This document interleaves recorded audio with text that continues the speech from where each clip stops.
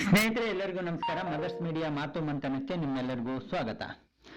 ಸ್ನೇಹಿತರೆ, ಇವಾಗ ಮದುವೆ ಮತ್ತು ಜಾತಕ ಇದರಲ್ಲಿ ತುಂಬಾ ಗೊಂದಲ ಇದೆ. ಇವಾಗ ಎಷ್ಟೋ ಜನ ಮದುವೆಯನ್ನು ಆಗ್ಬೇಕಾದ್ರೆ ಜಾತಕ ನೋಡಬಾರ್ದು ಅಂತ ಯೂಟ್ಯೂಬ್ ಅಲ್ಲಿ ಕೆಲವರು ಹೇಳ್ತಾರೆ. ಇನ್ನೊಂದು ಕಡೆಯಿಂದ ಜನ ಜಾತಕ ನೋಡಿ ಮದುವೆ ಆದ್ರೆ ಮದುವೆ ಚೆನ್ನಾಗಿರುತ್ತೆ ಅಂತ ಹೇಳ್ತಾರೆ. ಅದ್ರಾಗ ಇನ್ನೊಂದು ರೀತಿಯ ಜನ ಏನ್ ಹೇಳ್ತಾರೆ ಅಂದ್ರೆ, ಮದುವೆ ಆಗಿ ಜಾತಕ ನೋಡಿ ಎಲ್ಲ ಸರಿ ಇದ್ದು ಮದುವೆ ಆದ ಜಾತಕಗಳು ಮದುವೆ ಮುರಿದೋಗಿದೆ ಅಂತ ಹೇಳ್ತಾರೆ. ಆನಂತರ ಇನ್ನೊಂದು ಜನ ಏನ್ ಹೇಳ್ತಾರೆ ಅಂದ್ರೆ, ಇದೆಲ್ಲ ಮೂಢನಂಬಿಕೆ, ಜಾತಕ ಜ್ಯೋತಿಷ್ಯ ಇವೆಲ್ಲ ಸುಳ್ಳು ಅಂತ ಹೇಳುವಂತ ಕೆಲವೊಂದು ಜನಗಳಿದ್ದಾರೆ. ಅವ್ರಿಗೆ ಏನ್ ಆ ರೀತಿ ಮೂಢನಂಬಿಕೆ ಅಂತ ಹೇಳ್ತಾರೆ, ಅವರಿಗೆ ಜ್ಯೋತಿಷ್ಯ ಅಥವಾ ಜಾತಕದ ಬಗ್ಗೆ ಏನು ಗೊತ್ತಿಲ್ಲ ಅಂತ ನಾನು ಹೇಳೋಕೆ ಇಷ್ಟಪಡ್ತೇನೆ.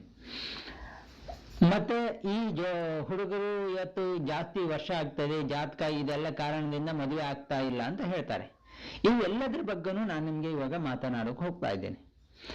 ಇದನ್ನು ನೀವು ಕೊನೆವರೆಗೂ ವಿಡಿಯೋ ನೋಡಿ, ನಿಮ್ಗೆ ಅರ್ಥ ಆಗುತ್ತೆ ನಮ್ಮ ಸಮಸ್ಯೆ ಎಲ್ಲಿದೆ, ಜಾತಕದಿಂದನ ಅಥವಾ ಬೇರೆ ಸಮಸ್ಯೆನಾ ಅಂತ. ಮತ್ತೆ ಜಾತಕ ಯಾಕೆ ನಮ್ಗೆ ಮುಖ್ಯ ಹಾಗೂ ಜಾತಕ ಯಾಕೆ ನಮ್ಗೆ ಮುಖ್ಯ ಅಲ್ಲ, ಎರಡು ರೀತಿಯಲ್ಲಿ ನಮ್ಗಿರುತ್ತೆ.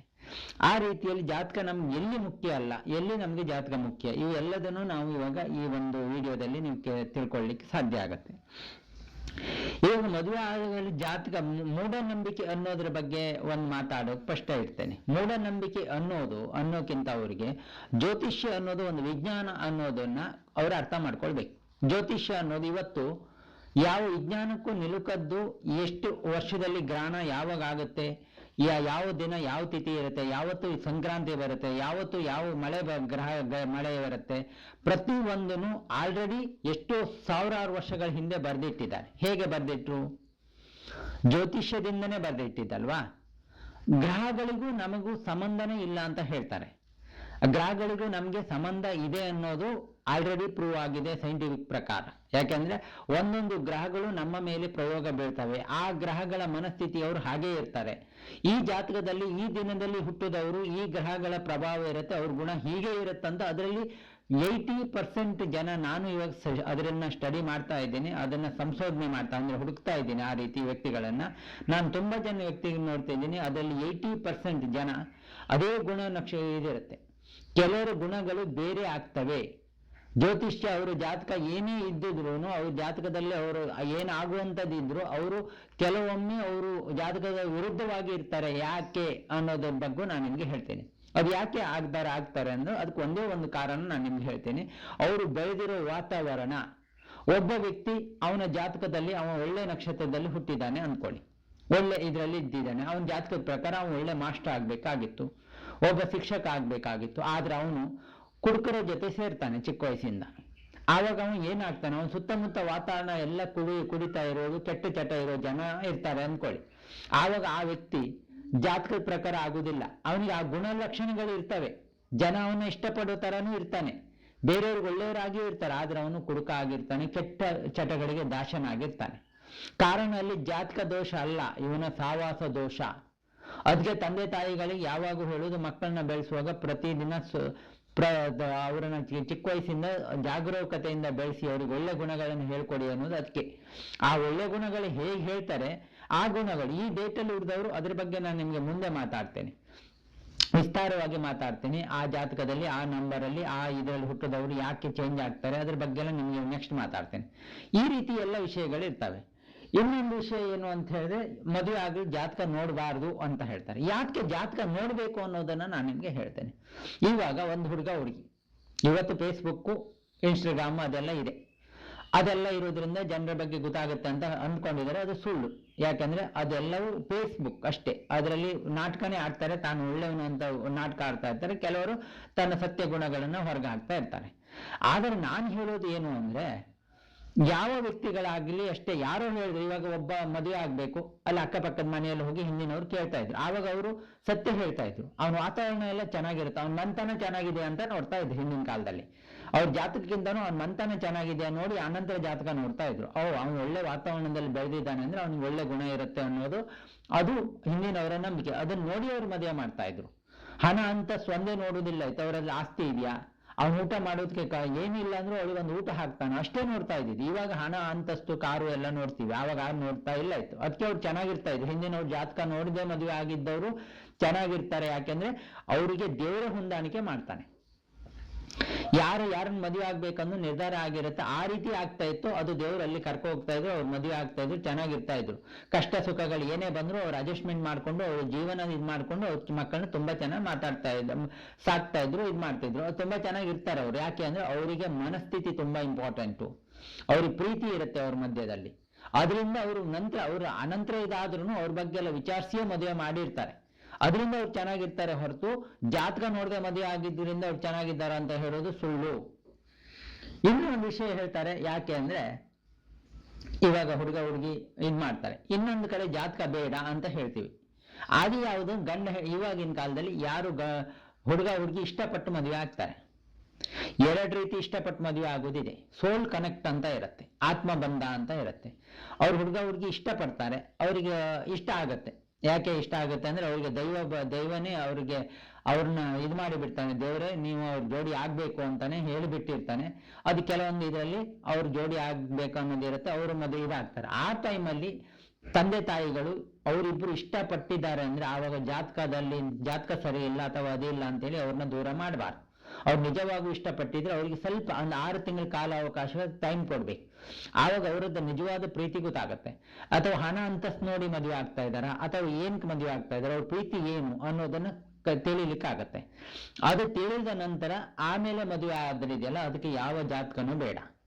ನಾನು ಅವಳನ್ನ ಬಿಟ್ಟು ಬದುಕೋಕ್ ಸಾಧ್ಯನೇ ಇಲ್ಲ ಅನ್ನೋ ಒಂದು ಕ್ಷಣ ಬರುತ್ತೆ ಗೊತ್ತಾ. ಅಂತ ಕ್ಷಣ ಬಂದ್ರೆ ಅವ್ರು ಸಾಯೋಕ್ ಹೋಗೋಕೆ ಇದಕ್ಕೆಲ್ಲ ಪ್ರಯತ್ನ ಪಡ್ತಾ ಇರ್ತಾರೆ. ಎರಡೂ ಕಡೆಯಿಂದ ಬಂದ್ರೆ ಆ ರೀತಿ ಇದ್ದೆ ಅಂದ್ರೆ ಅವ್ರನ್ನ ಯಾವ ಜಾತಕನೂ ಬೇಕಾಗಿಲ್ಲ, ಅವ್ರಿಗೆ ಮದುವೆ ಮಾಡಿ ಅವ್ರು ಚೆನ್ನಾಗಿರ್ತಾರೆ. ಇನ್ನೊಂದು ಪ್ರೀತಿ ಮದುವೆ ಆದವರು ಕೆಲವೊಂದು ಮೋಸ ಹೋಗ್ತಾರೆ. ಯಾಕೆಂದ್ರೆ ಅಲ್ಲಿ ಪ್ರೀತಿ ಇರುವುದಿಲ್ಲ, ಬರೀ ಮೋಹ ಇರುತ್ತೆ. ಅವ್ರಿಗೊಂದು ಒಂದು ಆಸೆ ಇರುತ್ತೆ, ಒಂದು ಅಟ್ರಾಕ್ಷನ್ಸ್ ಇರುತ್ತೆ. ಅದು ಮಾತ್ರ ಇದ್ದಲ್ಲಿ ಆ ಮದುವೆ ಫೈಲೂರ್ ಆಗ್ತವೆ. ಕೆಲವು ಪ್ರೀತಿ ಮದುವೆ ಆದ್ರೆ ಅದಕ್ಕೆ ಜಾತಿ ಧರ್ಮದಲ್ಲೇ ಮದುವೆ ಆಗ್ಬೇಕು ಅಂತ, ನಮ್ ಜಾತಿಯಲ್ಲೇ ಮದುವೆ ಆಗ್ಬೇಕು ಅಂದ್ರೆ ಅದು ಆ ಜಾತಿ ಧರ್ಮದಲ್ಲೇ ಮದುವೆ ಆಗ್ಬೇಕು ಅನ್ನೋದು ಬಿಟ್ಟುಬಿಡಿ. ಆದಷ್ಟು ನಿಮ್ಮ ಧರ್ಮದಲ್ಲಿ ಮದುವೆ ಆಗೋಕೆ ಟ್ರೈ ಮಾಡಿ. ಬೇರೆ ಧರ್ಮದವ್ರ ಆಚರಣೆಗಳೆಲ್ಲ ಚೇಂಜ್ ಇರುತ್ತೆ, ಆದ್ರೂ ಹೇಳೋಕೆ ಆಗುದಿಲ್ಲ. ಬೇರೆ ಧರ್ಮದಲ್ಲೇ ಮದುವೆ ಆಗ್ಬೇಕು ಅಂತ ನಿಮ್ದು ಇದ್ರೆ ಕೆಲವೊಮ್ಮೆ ಬೇರೆ ಧರ್ಮದಲ್ಲೂ ಮದುವೆ ಆಗುತ್ತೆ. ಅದೇ ಅಂತರ್ಜಾತಿ ವಿವಾಹ ಅದು ತಪ್ಪು, ಅದು ತಪ್ಪಲ್ಲ. ಅದು ಹಿಂದಿನ ಕಾಲದಲ್ಲೂ ಆಗ್ತಾ ಇದ್ದಿದ್ದು ಅಂತರ್ಜಾತಿ ವಿವಾಹಗಳೇ ಆಗ್ತಾ ಇತ್ತು. ಕ್ಷತ್ರಿಯರು ಬ್ರಾಹ್ಮಣರನ್ನು ಮದುವೆ ಆಗ್ತಾ ಇದ್ರು, ಬ್ರಾಹ್ಮಣರು ಕ್ಷತ್ರಿಯರು ಮದುವೆ ಆಗ್ತಾ ಇದ್ರು, ಎಲ್ಲಾ ಜಾತಿಯವರು ಮದುವೆ ಆಗ್ತಾ ಇದ್ರು. ಅವ್ರಿಗೆ ಇಷ್ಟ ಆದಾಗ ಮದುವೆ ಆಗ್ತಾ ಇದ್ರು, ಪ್ರೀತಿ ಬಂದು ಮದುವೆ ಆಗ್ತಾ ಇದ್ರು ರಾಜರುಗಳು. ಅದು ಎಷ್ಟೋ ಇತಿಹಾಸ ನಾವು ಪುರಾಣಗಳಲ್ಲಿ ನೋಡಿದ್ದೀವಿ. ಯಾವ್ಯಾವ ಕೀಳು ಜಾತಿಯವ್ರನ್ನ ಮದುವೆ ಆದವರು ಇದ್ದಾರೆ. ಕೀಳು ಜಾತಿ ಅಂತ ಇಲ್ಲ, ಆದ್ರೆ ಹೇಳ್ತಾ ಇದ್ರು ಕೆಳಗಡೆ ಜಾತಿ ಅಂತ ಏನ್ ಹೇಳ್ತೀವಿ ಆ ಜಾತಿಯವ್ರನ್ನ ಮದುವೆ ಆದವರು ಅಂತವ್ರು ಇದ್ದಾರೆ. ಅದಕ್ಕೆ ಆ ಜಾತಿ ಈ ಜಾತಿ ಅದೆಲ್ಲ ಯಾವುದೇ ಇಲ್ಲ. ಆದ್ರೆ ಆ ಜಾತಿ ಇವರಿಗೆ ಹೊಂದಾಣಿಕೆ ಬಂದ್ರೆ, ಅಥವಾ ಜಾತಕದಲ್ಲೂ ಹಾಗೆ ನಿಮ್ಗೆ ಬೇರೆ ಜಾತಿಯಲ್ಲಿ ಇರುವಂತವರೇ ಹೊಂದಾಣಿಕೆ ಬರ್ತಾರೆ, ಅವರನ್ನ ಮದುವೆಯಾಗಿ ಖಂಡಿತ ಚೆನ್ನಾಗಿರ್ತೀರಿ. ನಿಮ್ಗೆ ಗೊತ್ತಿ ಪರಿಚಯ ಇಲ್ಲ ಅಂದ್ರು ಇಲ್ಲ. ಕೆಲವರು ಬೇರೆ ಜಾತಿಯವರು ಇಷ್ಟ ಆಗ್ತಾರೆ, ಅವ್ರನ್ನ ಮದುವೆ ಆಗಿ ಅವ್ರು ನಿಮ್ ನಿಜವಾಗೂ ಪ್ರೀತಿಸ್ತಾ ಇದ್ದಾರೆ ಮದುವೆ ಆಗಿ ಆವಾಗೂ ಚೆನ್ನಾಗಿರ್ತೀನಿ. ಇದು ನಮ್ಗೆ ಮೇನ್ ಆಗಿ ನಾವು ತಿಳ್ಕೊಳ್ಬೇಕಾಗಿರೋದು ಇದು. ಇನ್ನೇ ಇವಾಗ ಹುಡುಗರಿಗೆ ಮದುವೆ ಆಗುದಿಲ್ಲ ಯಾಕೆ ಅಂದ್ರೆ ಅದರ ಕಾರಣ ಏನು ಅಂದ್ರೆ ಅಲ್ಲಿ 2 ರೀತಿಯೂ ಕಾರಣ ಇದೆ. ಹುಡುಗಿಯರದು ಪ್ರಾಬ್ಲಮ್ ಇದೆ, ಹುಡುಗರದು ಪ್ರಾಬ್ಲಮ್ ಇದೆ. ಅವರು ಇವತ್ತು ಆಕರ್ಷಣೆಗೆ ಬಲಿ ಆಗಿದ್ದಾರೆ.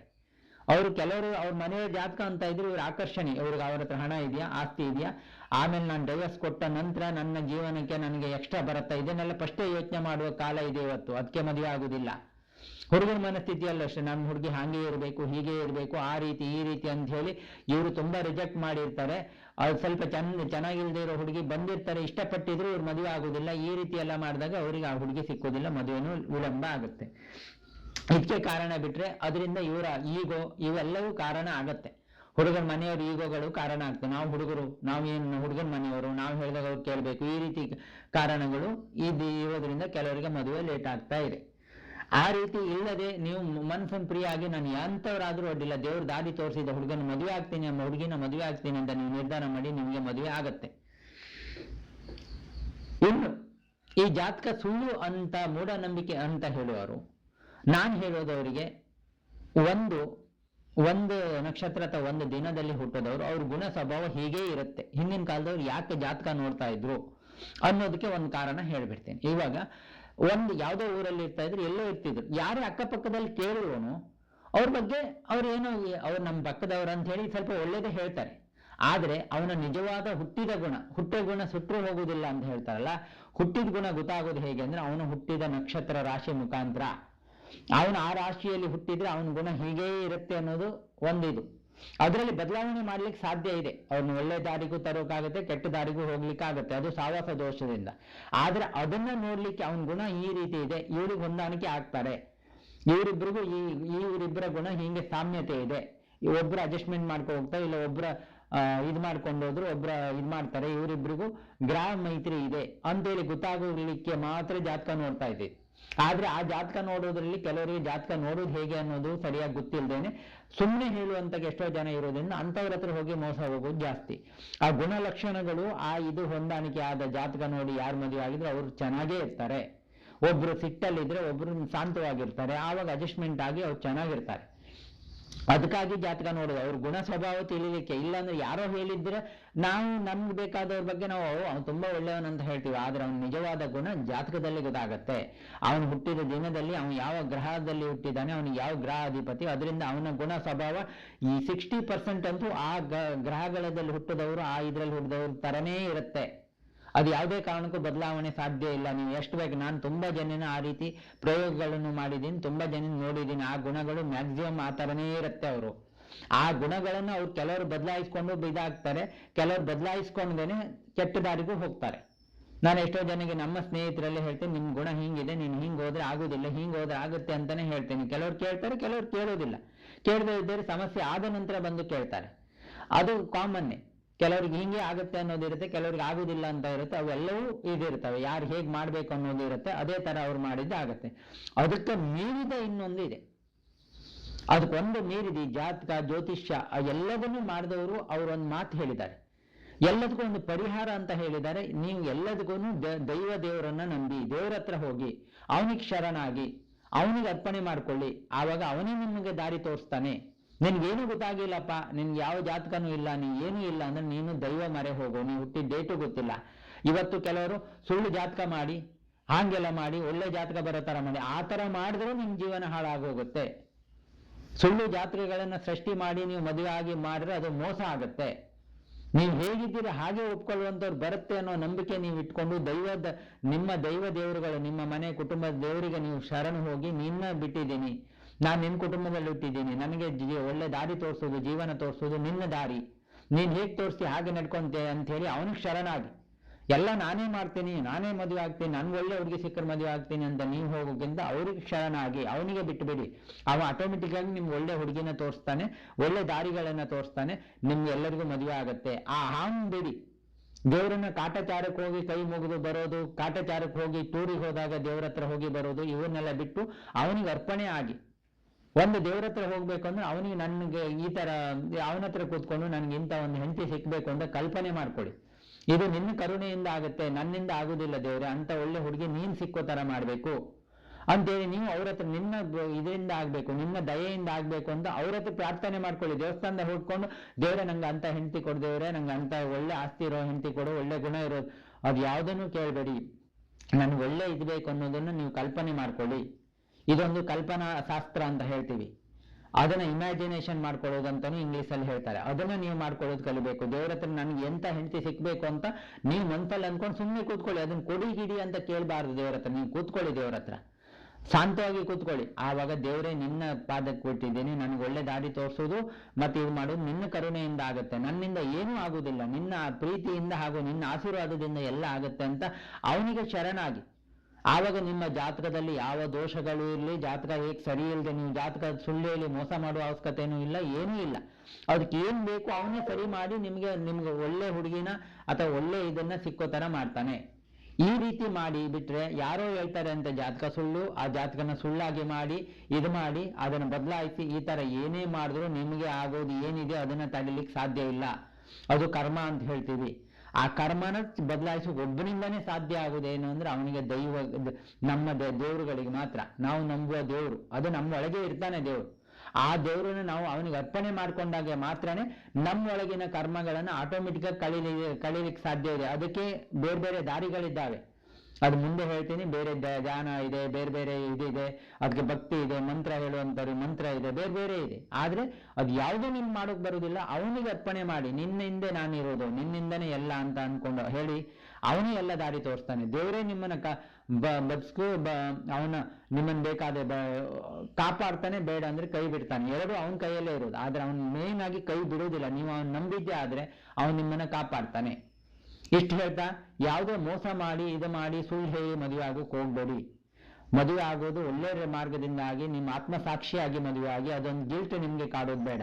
ನಿಮ್ಮೆಲ್ಲರಿಗೂ ಮದುವೆ ಆಗುತ್ತೆ. ಯಾರು ಈ ವಿಡಿಯೋ ಕೇಳ್ತಾ ಇದ್ರೆ ಮದುವೆ ಆಗದೆ ಇದ್ದವರಿಗೆ ಖಂಡಿತ ಮದುವೆ ಆಗುತ್ತೆ. ನಿಮ್ಗೆ ಒಳ್ಳೆ ದಾರಿ ಆ ದೇವರು ತೋರಿಸ್ತಾನೆ. ಯಾಕೆಂದ್ರೆ ದೇವರನ್ನ ನಂಬಿ ಅವನು ದಾರಿ ತೋರಿಸ್ತಾನೆ ಅಂತ. ನೀವು ಯಾವ ದೇವರನ್ನು ನಂಬ್ತೀರೋ ಒಂದೇ ದೇವ್ರು. ನಿಮ್ ಕುಟುಂಬದ ದೇವರಾದ್ರೆ ಕುಟುಂಬದ ದೇವ್ರು. ಯಾವ್ದಾವುದೋ ದೇವ್ರು ಸರಿ ಮಾಡ್ತಾನೆ ಅಂತ ಇಡೀ ಊರೆಲ್ಲ ಅಲಿಬೇಡಿ. ನೀವು ಯಾವ ದೇವರನ್ನು ನಂಬ್ತೀರೋ ಆ ದೇವರಿಗೆ ಮಾತ್ರ ಶರಣಾಗಿ, ನಿಮ್ಮ ದೇವರು ಯಾವ್ದು ಇಷ್ಟವಾದ ದೇವರು ಆ ಒಂದು ದೇವರನ್ನು ನಿರಂತರವಾಗಿ ಪ್ರಾರ್ಥನೆ ಮಾಡ್ಕೊಳ್ಳಿ. ನಿನ್ನ ಇಷ್ಟ ದೇವರೇ, ನಿನ್ನಿಂದನೇ ಆಗುದು. ಅವನಿಗೆ ಹರಕೆ ಕಟ್ಕೊಳ್ಬೇಕಾದ ಇದು ಏನು ಮಾಡಬೇಡಿ. ಅವನಿಗೆ ಅರ್ಪಣೆ ಆಗಿ ಅವನೇ ಎಲ್ಲ ದಾರಿ ತೋರಿಸ್ತಾನೆ ಅಂತ ಹೇಳ್ತಾ ನಾನು ಮಾತು ಮುಗಿಸ್ತೀನಿ. ಎಲ್ಲರಿಗೂ ಒಳ್ಳೇದಾಗ್ಲಿ. ಆ ದೇವರು ನಿಮ್ಮೆಲ್ಲರಿಗೂ, ಯಾರ್ಯಾರಿಗೆ ಮದುವೆ ಆಗಿಲ್ಲ ಅವೆಲ್ಲ ಇದೆ ಅವರೆಲ್ಲರಿಗೂ ಒಳ್ಳೇದಾಗ್ಲಿ ಅಂತ ಹೇಳ್ತಾ ನಾನು ಮಾತು ಮುಗಿಸ್ತೀನಿ. ಎಲ್ಲರಿಗೂ ನಮಸ್ಕಾರ ಸ್ನೇಹಿತರೆ.